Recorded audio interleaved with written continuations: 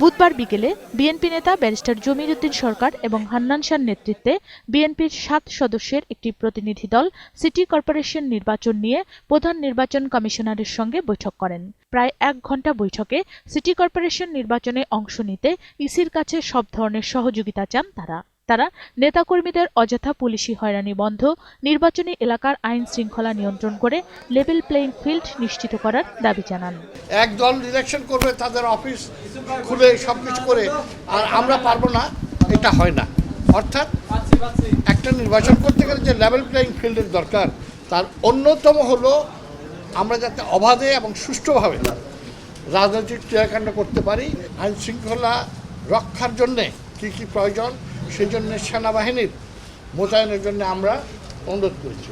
আমাদের দেশে এখন একটা এজাহার করে নাম দেয় 10টা লোকের, অজ্ঞাতনামা 2000, যে অজ্ঞাতনামার নামে কাউকে ধরে নিয়ে গিয়ে আটক করে রাখলো এবং এরা ভোট দিতে পারলো না, এই জিনিসটা যাতে না ঘটে। বিএনপির দাবির প্রেক্ষিতে প্রধান নির্বাচন কমিশনার সাংবাদিকদের জানান, নিরপেক্ষভাবে নির্বাচন করতে সব ব্যবস্থাই নেবে ইসি, তবে মামলা আইনিভাবেই সমাধান হবে।